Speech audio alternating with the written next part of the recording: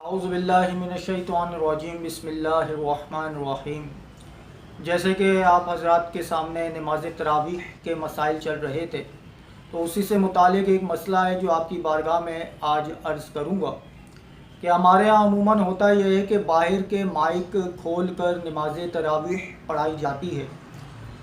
ہر جگہ پر تو ایسا نہیں ہوتا، لیکن بعض جگہوں پر ایسا ضرور ہوتا ہے کہ باہر کے مائک کھلے ہوئے ہیں اور اس میں نماز تراویح ہو رہی ہے۔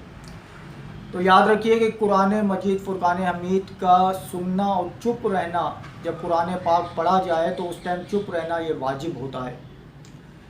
تو لہذا جب قرآن پاک باہر کے اسپیکروں کے ذریعے مارکیٹوں میں، بازاروں میں اور گھروں میں پہنچتا ہے،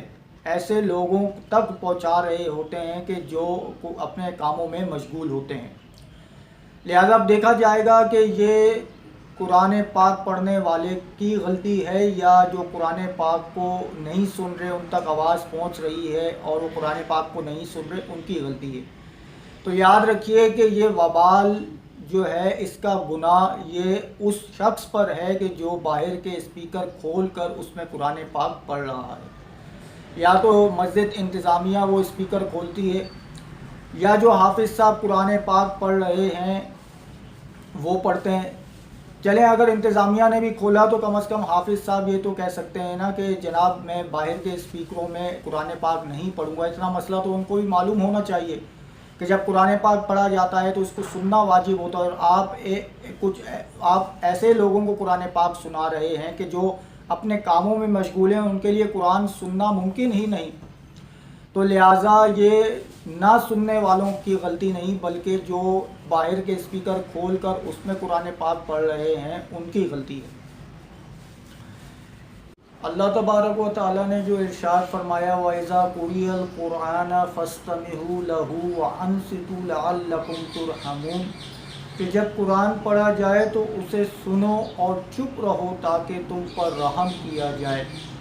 تو یاد رکھیے یہ انصتو صیغہ امر ہے اور امر وجوب کے لیے آتا ہے، لہذا چپ رہنا واجب ہوگا۔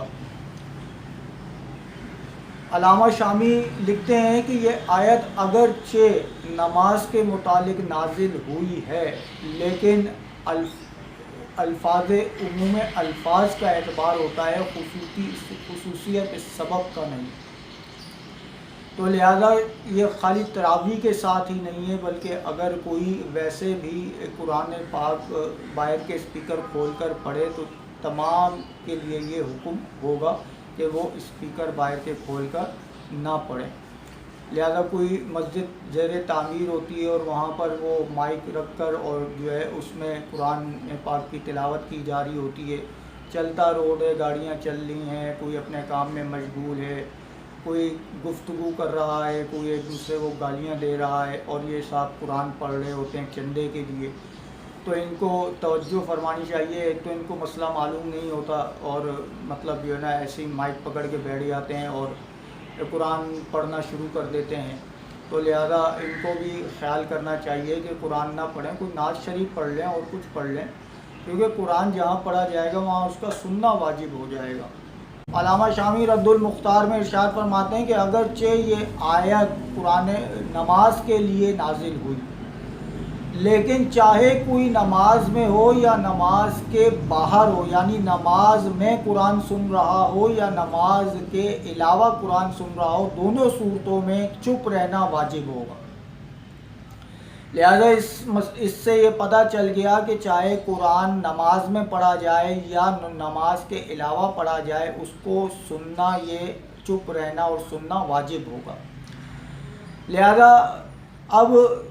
علماء کرام نے یہ بھی لکھا کہ اگر کوئی فقہ لکھ رہا ہے اور کوئی شخص اس کے پاس جا کے قرآن پاک کی تلاوت کرنا شروع کر دے، تو لہذا فقہ لکھنے والے کے لیے ممکن نہیں کہ قرآن پاک سنے، تو اب قرآن پاک پڑھنے والا گناہ گار ہوگا، نہ کہ سننے والا۔ تو لہذا اس مسئلے کی طرف خصوصی توجہ فرمائی جائے کہ کوئی حافظ صاحب بھی ہیں یا مسجد کی انتظامیہ ہے، ان کو چاہیے کہ باہر کے مائک کھول کر، اسپیکر کھول کر باہر کے اس میں تراویح نہ پڑھی جائے۔ اللہ تبارک و تعالیٰ سے دعا ہے کہ جو مسئلہ ہم نے سماعت فرمایا اسے ہمیں سمجھنے کی اور دوسروں